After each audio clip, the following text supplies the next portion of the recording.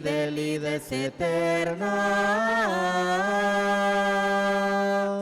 Aleluya, aleluya, aleluya, aleluya, aleluya, aleluya, gloria a Dios. El Señor esté con ustedes. Lectura del Santo Evangelio según San Marcos.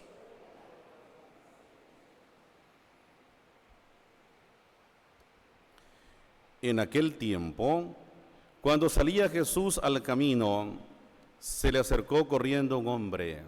Se arrodilló ante él y le preguntó: Maestro bueno, ¿qué debo hacer para alcanzar la vida eterna?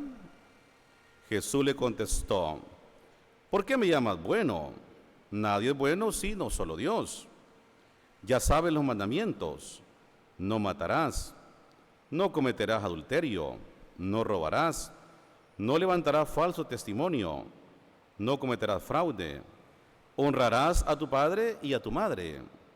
Entonces él le contestó: Maestro, todo esto lo he cumplido desde muy joven. Jesús lo miró con amor y le dijo: solo una cosa te falta. Ve y vende lo que tienes, da el dinero a los pobres, y así tendrás un tesoro en los cielos. Después, ven y sígueme. Pero al oír estas palabras, el hombre se entristeció y se fue con mucho pesar, porque tenía muchos bienes. Jesús, mirando a su alrededor, dijo entonces a sus discípulos: qué difícil va a ser a los ricos entrar en el reino de Dios. Los discípulos quedaron sorprendidos por estas palabras. Pero Jesús insistió: hijitos, qué difícil es para los que confían en las riquezas entrar en el reino de Dios. Más fácil es a un camello pasar por el ojo de una aguja que a un rico entrar en el reino de Dios.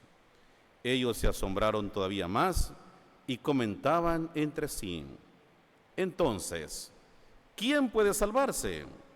Jesús, mirándolo fijamente, le dijo: es imposible para los hombres, mas no para Dios. Para Dios todo es posible. Palabra del Señor.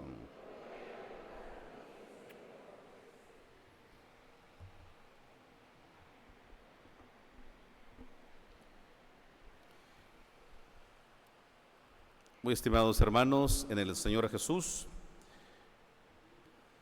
el Señor nos sigue hablando, el Señor nos sigue dando algunas instrucciones prácticas para nuestra vida espiritual, y de manera especial tenemos que pensar nosotros no solo en esta vida temporal, sino que pensemos también en la vida eterna. Aunque la eternidad es la prolongación de la vida aquí en la tierra.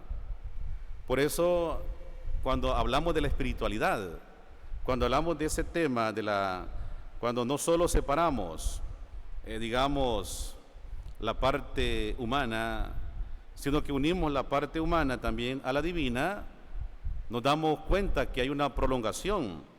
Por eso nosotros tenemos que estar conscientes que Dios, desde el momento cuando Él nos engendró, nos creó, nos trajo a la vida, pues hay un propósito. Y más, cuando nosotros hemos nacido a la vida nueva, cuando hemos sido revestidos de la gracia de Dios, hay como un efecto, y de manera especial hay una configuración, hay una transformación que se le puede llamar ontológica. Ontis tiene que ver con el ser. Entonces nos hemos unido a la vida de ese ser divino, ese ser que nos ha creado y que por el bautismo hemos sido engendrados a una vida nueva. En este caso, pues, allí es la primera Pascua, el primer llamado, el primer nacimiento espiritual. Y ese nacimiento espiritual por el bautismo es una gracia que se recibe en virtud del tema de la fe, porque hay fe en los padres. Nuestros padres nos llevaron a ese lugar, a la iglesia, nos condujeron a la pila bautismal para que nosotros fuéramos revestidos de la gracia de Dios y así prepararnos para nacer y prepararnos para la vida eterna. El Señor llamó a muchos. El Señor se fijó en aquellos a los cuales les iba a conferir una gracia especial. Pero también hubo mucha gente que siguió a Cristo porque vio milagros, porque vio signos, porque sus palabras llenaron también su corazón, su vida. Pero en el camino del Señor sabemos, hermanos, que el camino es un camino de renuncia. Primero hay que renunciar. ¿A qué se renuncia primero? El que quiera seguirme, ¿a quién se renuncia primero? A sí mismo. ¿Ustedes se aman? Sí se aman, ¿verdad? Ya, importante que se amen. Pero nosotros no nos vamos a rendir como culto a nosotros mismos, aunque nos amemos. Reconocemos pues ese amor, pero en el camino espiritual primero tiene que ser Dios. El que quiera ser el primero, que renuncie a sí mismo y luego, ¿qué más? Que cargue, que tome su cruz. ¿Ustedes tienen algunas cruces o no tienen? ¿Sí tienen? Ya. Me imagino que sí. Todos tenemos alguna cruz. Pero les recuerdo, ¿qué cruces son válidas en el camino espiritual? Ajá. ¿Qué cruces son válidas? Porque no me venga con cuentos que por ejemplo, les voy a decir que esto es lo más común. Porque usted tiene, por ejemplo, allí un familiar. Bueno, vamos a hablar de los matrimonios. Porque digamos, si alguien del matrimonio es un borracho, por ejemplo, usted como mujer no venga a decirme, ay padre, esta es mi cruz, este bolo, este borracho, no, tíralo a la calle, hombre. No, perdón, no, tampoco van a ser así, ¿verdad? Tampoco van a ser así tanto. No, aconseje el hombre, pero no diga, esta es mi cruz, porque esa no es su cruz. Eso, hermano, más lo está usted destruyendo. Ya, ¿qué cruz puede haber? Esa no es una cruz redentora. Esa no es una cruz transformadora. La cruz de Cristo es una cruz que transforma, que libera. Y entonces esas cruces se llaman cruces redentora. Entonces, vamos a identificar mis cruces. Puede ser que usted esté llevando una cruz infligida, impuesta. La guerra, por ejemplo. El sufrimiento de la guerra, la destrucción, hermano, son cruces infligidas que son impuestas a los pueblos. Por ejemplo, imaginen ustedes cuánta gente sufre a causa de la guerra. ¿Y la guerra qué es? ¿Una cruz redentora o una cruz impuesta? Impuesta, claro. ¿Por qué? Porque hay un flagelo, por eso. Pero hay cruces redentoras. Por ejemplo, aparece en tu vida una enfermedad. ¿No la has buscado? De repente apareció. Es una cruz redentora que la vas a tener que llevar, cargar con paciencia. En tu vida, por ejemplo, tienes que cuidar a tus padres. Miren el mandamiento. Honrar a padre y madre. Miren, y los de ustedes que les toca, que ya están en la etapa de cuidar a sus padres, háganlo con amor, háganlo con paciencia, háganlo con entrega, porque si ustedes tienen conciencia, no los van a abandonar, los van a cuidar, los van a favorecer hasta el final. Por eso hágalo siempre con paciencia, porque siempre le va a tocar hacer. Pero imagínense, algunos de ustedes asumen esa misión y se están quejando. Ay, padre, solo a mí me dejan el cargo. Y mire, somos 10 en la familia. ¿Qué te importa si los demás no quieren, no tienen conciencia, son desalmados? Ay, déjalos. Pero tú tienes conciencia y a ti quizás te va a ir mejor, pero si lo haces con paciencia, con amor, con entrega. Pero si andas como que fuera gallina clueca, entonces de nada te va a servir. Ahí de nada le va a servir. ¿Por qué? Porque se van a andar quejando siempre. No, háganlo siempre con amor. Y esto es importante en la vida. Bien, y la pregunta ahora que viene con respecto a este tema, el tema de la espiritualidad, el tema de la renuncia, el tema del seguimiento. Alguien, un joven que no tiene nombre, ese joven puede ser usted, puede ser yo, le hace una pregunta existencial al maestro. Le dice: maestro, bueno, ¿qué tengo que hacer para alcanzar la vida eterna? Les pregunto, ¿está correcta la pregunta? ¿Debió haber sido así? ¿O tuvo que haber sido diferente? Maestro, ¿qué tengo que hacer para ganar la vida eterna? Vaya, por ejemplo, si la hermana Hilda es mi mamá y ella me va a dar la herencia y yo le digo: mamá Hilda, bueno, Hilda se llama mi mamá también, ¿verdad? Entonces le digo a usted: mamá, ¿qué tengo que hacer para que usted me dé la herencia? ¿Es buena pregunta esa? ¿En quién estoy pensando? ¿En mi mamá o en mí? ¿En quién? En mí, correcto. El joven no estaba pensando en Dios, estaba pensando en él. Maestro, le pregunta a Cristo: maestro, bueno, ¿qué tengo que hacer para ganar la vida eterna? La mejor pregunta tuvo que haber sido: maestro, bueno, ¿qué tengo que hacer para amar a Dios? ¿No le sienten otro sentido ustedes ahí? Él estaba pensando en escapar del juicio. Él estaba queriendo, como digamos, apuntarle, y él sabía muy bien que él cumplía la ley, que él cumplía los mandatos. Pero no basta, oigan, no basta solo con cumplir los mandamientos, no basta con que solo nos sometamos a un mínimo. Usted puede cumplir un mínimo, usted puede asumir. Usted, si está en la iglesia y es de la guardia, es de la legión, es de un grupo, usted puede someterse a lo que, digamos, el apostolado le diga, pero solo está cumpliendo un mínimo. Y la idea no es eso, la idea es pensar. Entonces, este joven parece ser que sí quería, pero que algo le impedía. A ver, ¿qué le impedía al joven? Porque el maestro le dijo, le leyó, ¿verdad? Le recordó todo lo del decálogo. Y entonces le dijo él: esto es de muy joven, lo cumplo. Y entonces, ¿qué le dijo el maestro? Algo te falta. ¿Qué le faltaba a aquel joven?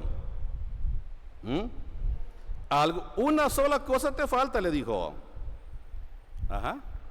Ve y vende lo que tienes y compártelo con los pobres. ¿Cuál fue la actitud del joven? Se puso triste. ¿Ah? Se entristeció. ¿Por qué? Porque dice que tenía muchos bienes. Entonces, ¿qué pasa? Su corazón estaba apegado a los bienes efímeros. La pregunta es: ¿los bienes materiales, la riqueza, es pecado, hermanos? No, no es pecado. El pecado es el apego, mirar los bienes como un absoluto intocable, poner el corazón, como que pensar que esos son mis tesoros. Y les digo, hermanos, a veces nosotros queremos asegurar nuestra vida. Nosotros queremos a veces salvaguardar nuestra vida. Queremos, hermanos, apegarnos a falsas seguridades. No tengo nada contra los seguros. No tengo nada, ¿verdad?, contra eso, ¿verdad?, con las aseguranzas. Pero las aseguranzas nos quieren asegurar todo, ¿o no? Todos nos quieren asegurar, así es. ¡Ey, qué bonito fuera que hubiera un seguro de vida eterna! Algo descabellado, pero si lo hay o no lo hay. ¿Es lo que estamos buscando aquí nosotros o no? El seguro de vida eterna es buscar a Cristo, tenerlo a Él en nuestra vida, ¿o no? Claro, pero ese no te lo van a ofertar por ahí, ¿verdad? Bueno, al menos los que evangelizan sí, porque les van a decir, mire, ¿y usted qué tal, cómo está? Bueno, les preguntan si están reuniendo, si cómo llevan su vida espiritual. Pero eso fuera fantástico, fuera formidable que cada día pensáramos nosotros en eso. Porque miren, solo hay una vida humana, y solo hay una vida eterna, no hay dos. ¿Por qué? Porque hay vida eterna y hay también condenación eterna, ¿ya? Los que se hallen dignos de la vida eterna van a pasar, van a disfrutar. Pero no crean ustedes, bueno, entonces los que tienen la vida eterna pues van a pasar a ese lugar, y los que no puedan heredar la vida eterna van a ir a un castigo. Pero no piense usted que el castigo va a ser temporal. No, hermanos, prácticamente es muerte eterna. Si de algo yo les digo algunas veces, y espero que les quede, ¿qué les digo? De la muerte física, les digo yo, ninguno nos vamos a salvar. Todos vamos a sufrir la muerte, ¿o no? Así es. Por eso aquel dicho, ¿verdad? Para todo hay solución, dicen, menos para la muerte. ¿Por qué? Porque la muerte nos llegará tarde o temprano. Pero de algo sí nos podemos librar, hermanos. De algo sí nos podemos librar. Y es de la muerte eterna. Porque, ¿qué es la muerte eterna? La muerte eterna es la condenación. La muerte eterna es la perdición. La muerte eterna, hermanos, es prácticamente no haber conocido a Dios. Pero claro, vamos nosotros en este camino, pero por eso es importante ahora que nosotros tomemos conciencia que tenemos que en nuestra vida mirar siempre, buscar siempre el reino. No tenemos, hermanos, que dejar que nuestra mente se embauque. No podemos dejar, hermanos, que nos perdamos en el camino. No, tenemos, hermanos, que buscar siempre. El Señor dice que va a ser imposible entrar al reino de los cielos aquellos que se han apegado, digamos, a sus cosas. Pero no quiere decir que va a ser fácil, hermano. Alguien puede ser rico, pero se puede salvar, ¿o no? Alguien puede ser pobre y se puede condenar, ¿o no? Claro, ¿por qué? Porque a veces, hermanos, no tenemos casi, pero estamos apegados a unas poquitas cosas. Nos apegamos a una cosa, a unas tonteras. Nos apegamos. Como aquella señora que cuando venía de Estados Unidos, su hermana me decía, padre, deme permiso de faltar un mes a la iglesia. Imagínese usted. O como aquella señora que me decía, padre, perdone, pero yo solo una vez, un domingo al mes voy a venir. ¿Por qué? Le digo, ¿por qué solo un domingo al mes va a venir? Porque tengo mi vaquita y tengo que ordeñarla. Yo en mi mente decía, ¿verdad? Amarrada a una vaca está, dije yo. Ojalá que la vaca lo salve al final. Sí, tener una vaca, hermano, no es tener mucho, es tener poco, y quizás sí era la única fuente de alimentación, de sustento. Pero se puede hacer un sacrificio, ¿o no? Podría ser que esa señora ordeñara la vaquita y se fuera a la misa, que era, bueno, había 7 a 7 de la mañana, había 11 de la mañana, pero a veces no sé a qué estamos atados nosotros. Piensa, porque a veces cuando estos temas salen pensamos nosotros, es que los ricos, no, hermano, la riqueza no es un pecado, el pecado es el egoísmo, el pecado, hermano, es la cerrazón del corazón y de la mente, es eso, es no abrirnos, hermanos, a la caridad, al amor. Hay que abrirnos, hermanos, a la caridad, al amor, a la misericordia, a la ternura, a la alegría. ¿Ustedes son alegres, hermanos? ¿Son alegres ustedes o no? Sí, son alegres, ¿verdad? Con esa cara que tienen, son bien alegres, ya lo vi. No, de veras que son alegres, no, por supuesto. Claro, estamos en iglesia y estamos bien formal, pues no estamos en otro lugar. Entonces, la alegría en nuestra vida es, hermano, nuestra vida es Cristo. Entonces, por eso tenemos que disfrutar. Entonces, ahora, ¿qué vamos a decir al maestro? Maestro bueno, ¿qué tengo que hacer para amar a Dios? Y amando a Dios, quiero también heredar la vida eterna. Dice un salmo: el Señor es lote de mi heredad, el Señor es mi herencia, el Señor es el bien que me ha tocado, lo que yo quiero, lo que yo deseo. Y el Señor, hermanos, se entrega por nosotros. ¿Para qué? Para hacernos una nación, la cual ha sido una nación consagrada, un pueblo sacerdotal. Somos, hermanos, el pueblo de la nueva alianza, el pueblo que hemos sido rescatados y hemos sido redimidos por la sangre de Cristo. Entonces, que esa sangre, hermano, sea para nosotros también la alegría y la confianza de que cada día tenemos que renunciar a nuestro yo, que en el corazón esté siempre Dios, que allí reine el Sagrado Corazón de Jesús y de María, y que ellos nos ayuden para que cada día podamos caminar firmes en la fe y en una esperanza que cada día se abre hacia la eternidad. Ave María Purísima, sin pecado concebida. Cantamos.